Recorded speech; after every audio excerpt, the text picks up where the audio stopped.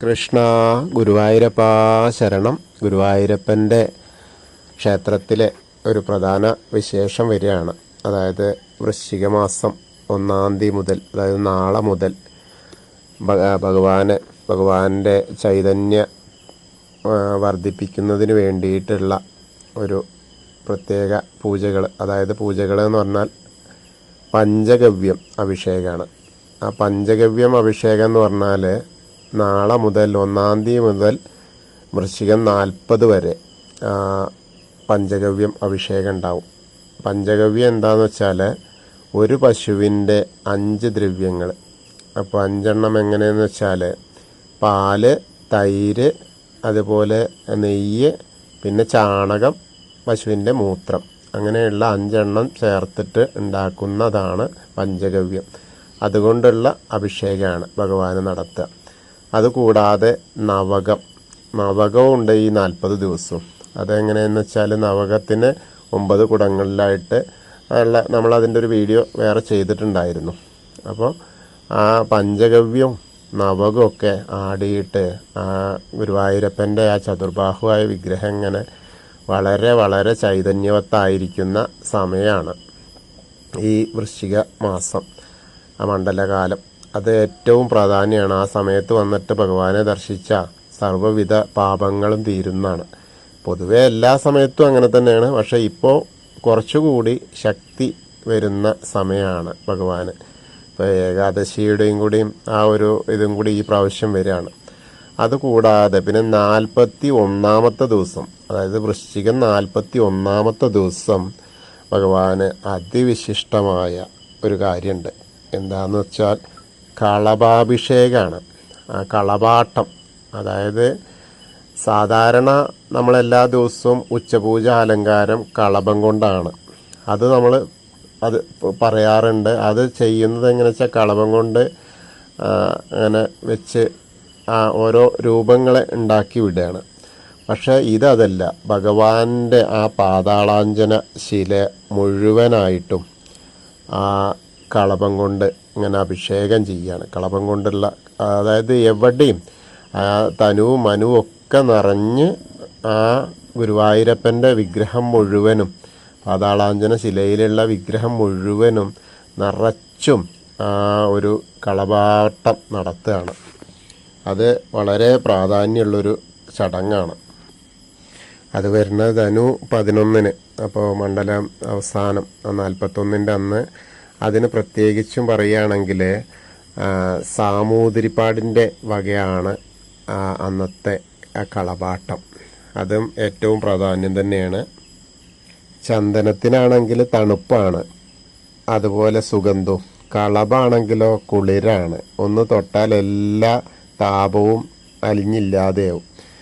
കാരണം ഭഗവാന് നമ്മളെല്ലാവരും ചെന്നിട്ട് നമ്മുടെ കഷ്ടങ്ങളും വേദനകളും ഒക്കെ പറഞ്ഞ് ഭഗവാന്റെ ആ വിഗ്രഹം ഇങ്ങനെ ചൂടായിരിക്കുന്ന അതാണ്. ആ ചൂടിനെ തണുപ്പിക്കാനുള്ള ഒരു പ്രത്യേക എന്താ പറയുക, ചികിത്സയാണെന്ന് തന്നെ പറയാം. അതാണ് കളഭാട്ടം. അതായത് കീഴ്ശാന്തിമാരെ മികച്ച ഇനം ചന്ദനം ചാണയിൽ ഇങ്ങനെ അരച്ച്, പിന്നെ അതേപോലെ കാശ്മീര് കുങ്കുമപ്പൂവും പച്ചക്കർപ്പൂരവും പനിനീരൊക്കെ ചേർത്ത് തയ്യാറാക്കുന്ന 6 ഉരുള കളഭാണ് മുഴുക്കാപ്പായിട്ട് ഗുരുവായൂരപ്പന് നിത്യവും ചാർത്തുന്നത്. ഉച്ചപൂജയ്ക്ക് മേൽശാന്തിയൊക്കെ ഒതിക്കന്മാരൊക്കെ കളഭ ചാർത്ത് നമ്മൾ പറയാറുണ്ടല്ലോ, കേൾക്കാറുണ്ടല്ലോ. ഇത് അതേപോലെ തന്നെ അതിലും കുറച്ചും കൂടി, അതായത് കസ്തൂരിയും അതേപോലെ ഗോരോചനും ഒക്കെ കൂട്ടിയിട്ടാണ് ഈ ഒരു ദിവസം 41-ൻ്റെ ദിവസം കളഭാട്ടത്തിന് ഉള്ളത്. അപ്പോൾ ആകെ എങ്ങനെ എന്താ വെച്ചാൽ ക്ഷേത്രം ഇങ്ങനെ ഭയങ്കര സുഗന്ധപൂരിതമാവും. ക്ഷേത്രത്തിനകത്ത് എത്രയോ തിരക്കുണ്ടാവും. അപ്പോൾ അവർക്കൊക്കെ ഈ ഒരു സുഗന്ധം കിട്ടും. അതായത് പ്രത്യേക പൂജയൊക്കെ തന്നെയാണ്. ശ്രീലകത്ത് ആദ്യം മുഖമണ്ഡപത്തിൽ വെച്ചിട്ട് സ്വർണ്ണക്കുടത്തിലാണ് ഈ കളഭക്കൂട്ട് വയ്ക്കുക. എന്നിട്ട് ക്ഷേത്രം തന്ത്രിയാണ് വിഗ്രഹത്തിൽ അഭിഷേകം ചെയ്യുക. പന്തീരടി പൂജ കഴിഞ്ഞ് തന്നെയാണ് ഈ ചടങ്ങും നടക്കുക. ഗുരുവായൂരപ്പന് അകത്ത് കേളി നടക്കുന്നത് അന്ന് മാത്രമാണ്. ഈ ഒരു ദിവസം മാത്രമാണ് ഗുരുവായൂരപ്പന് കേളി നടക്കും ചെയ്യുക. അഭിഷേകം കഴിഞ്ഞാൽ മറ്റ് അലങ്കാരങ്ങളൊന്നും ഉണ്ടാവില്ല. ആ ഒരു പൂമാല മാത്രമാണ് ഉണ്ടാവുക. പിറ്റേന്ന് പുലർച്ചെ 3 വരെ ഭക്തർക്ക് ആ കളഭത്തിൽ ആറാടിയ കണ്ണനെ കണ്ടു തൊഴാം. അടുത്ത ദിവസം രാവിലെ ഭക്തർക്ക് അത് നിർമ്മാല്യം കഴിഞ്ഞു കഴിഞ്ഞാൽ പ്രസാദമായിട്ട് കിട്ടുകയും ചെയ്യും. കളഭാട്ട ദർശനം ലഭിച്ചാൽ സർവ്വദോഷങ്ങളും അകന്ന് സർവ്വ ഐശ്വര്യങ്ങളും സിദ്ധിക്കുമെന്നാണ് എല്ലാവരും പഴമക്കാരൊക്കെ പറയുന്നത്. പണ്ടൊക്കെ സാമൂതിരി അരിയിട്ട് വാഴ്ച കഴിഞ്ഞാൽ ഗുരുവായൂരപ്പന് ആനയെ സമർപ്പിക്കുമായിരുന്നു. ആനയെ കൊടന്നിട്ട് കൊടുക്കുന്ന ഒരു ചടങ്ങായിരുന്നു. സാധാരണ കളഭം ചാർത്തുമ്പോൾ ഒരു ഉരുളയ്ക്ക് 5 ഗ്രാം കുങ്കുമപ്പൂവാണ് ചേർക്കുക. എന്നാൽ കളഭാട്ടത്തിന് 10 ഗ്രാമിലേറെ ചേർക്കും. 1 കിലോ കുങ്കുമപ്പൂവിന് തന്നെ നല്ല വിലയാണ്. ഒരു 1.25-2 ലക്ഷം രൂപയോളം 1 കിലോ കുങ്കുമപ്പൂവിനുണ്ടാവും. അന്നേ ദിവസം 12 ഉരുള ചന്ദനം കൊണ്ടാണ് തയ്യാറാക്കുന്ന അഭിഷേകത്തിനുള്ള കളഭത്തിൽ അപൂർവ സുഗന്ധങ്ങളായ കസ്തൂരിയും ഗോരാജനൊക്കെ ചേർത്ത് ഉണ്ടാക്കുന്നത്. കളഭാട്ടത്തിനോട് അനുബന്ധിച്ച് ക്ഷേത്രത്തിൽ അന്ന് രാവിലെ കേളി ഉണ്ടാവും. കേളി അമ്പലത്തിൻ്റെ ഉള്ളിൽ, അതുപോലെ കാഴ്ച ശീവേലി എന്നിവയൊക്കെ ഉണ്ടാവും. അഭിഷേക സമയത്ത് പഞ്ചമദ്ദള കേളിയും മേൽപ്പത്തൂർ ഓഡിറ്റോറിയത്തിലൊക്കെ രാവിലെ മുതൽ കലാപരിപാടികളൊക്കെ ഉണ്ടാവും. ഉച്ചതിരിഞ്ഞ് കാഴ്ച ശീവേലിയും പഞ്ചവാദ്യം, സന്ധ്യയ്ക്ക് ദീപാലങ്കാരം, അതേപോലെ തായമ്പക, രാത്രി ഇടയ്ക്ക, നാഗസ്വരങ്ങളോടെ മേളമൊക്കെ ചുറ്റുവിളക്കൊക്കെ ഉണ്ടാവും. അപ്പം അന്നേ ദിവസം നമ്മുടെ ഗുരുവായൂരപ്പനെ, അതായത് നമ്മുടെ പൊന്നുണ്ണിയെ കാണാൻ എത്താവുന്നവരൊക്കെ എത്തുക.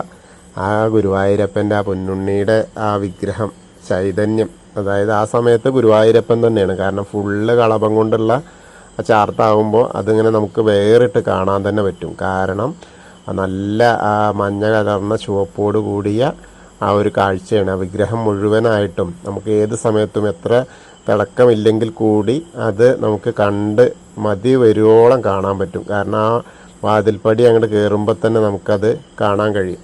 ബാക്കിയുള്ള സമയങ്ങളിലൊക്കെയാണ് നമുക്കിപ്പോൾ അത് ഏതാ രൂപം എന്നൊക്കെ നമുക്ക് മനസ്സിലാവാത്തത്. അതേപോലെ പാലഭിഷേക സമയത്തും ഇതുപോലെയൊക്കെ കാണാൻ പറ്റും. പക്ഷേ കളഭം പൊതിഞ്ഞിരിക്കുന്ന സമയത്ത്, കളഭാട്ട സമയത്ത് മുഴുവനായിട്ടും ആ വിഗ്രഹത്തെ നമുക്കിങ്ങനെ വേറിട്ട് കാണാൻ പറ്റും. അതാണ് ഏറ്റവും പ്രാധാന്യം. കാരണം അന്നത്തെ ഒരു ദിവസം കാണുക എന്ന് പറഞ്ഞാൽ അത് എന്താ പറയുക, മുജ്ജമ്മ പുണ്യം ആണ്. അത്രയ്ക്കും നമ്മൾ പുണ്യം ചെയ്തിരിക്കുമെങ്കിൽ മാത്രമേ നമുക്ക് അന്നത്തെ ദിവസം കാണാൻ കഴിയൂ എന്നാണ്. അത് കണ്ടാലോ നമ്മുടെ എല്ലാ പ്രശ്നങ്ങളും, എല്ലാ തരം വിഘാതവും അന്നേ ദിവസത്തോടെ അത് തീരുമെന്നുള്ളതാണ്. അപ്പോൾ എല്ലാവർക്കും ഈ പ്രാവശ്യത്തെ ആ മണ്ഡല മകരവിളക്ക് കാലത്തെ ആ കാര്യങ്ങൾ, മണ്ഡലം 41-ൻ്റെ കളഭാട്ടവും അതുപോലെ പന്തീരടി പൂജ കഴിഞ്ഞിട്ടുള്ള പഞ്ചഗവ്യവും അതേപോലെ നവകവും ഒക്കെ കാണാനും അതൊക്കെ പ്രസാദം വാങ്ങാനും ഒക്കെ നിങ്ങൾക്ക് ഏവർക്കും ഇടയാവട്ടെ. ഗുരുവായൂരപ്പൻ അനുഗ്രഹിക്കട്ടെ എന്നുകൂടി ഞാൻ പ്രാർത്ഥിക്കുകയാണ്. അതുപോലെ എല്ലാവരും ഇത് ഷെയർ ചെയ്യുക, എല്ലാവരിലേക്കും എത്തട്ടെ. നമ്മളറിയാത്ത ആളുകളിലൊക്കെ ഇത് എത്തട്ടെ കേട്ടോ. സബ്സ്ക്രൈബ് ചെയ്യാത്ത ആളുകളൊക്കെ സബ്സ്ക്രൈബ് ചെയ്യുകയും ചെയ്യുക.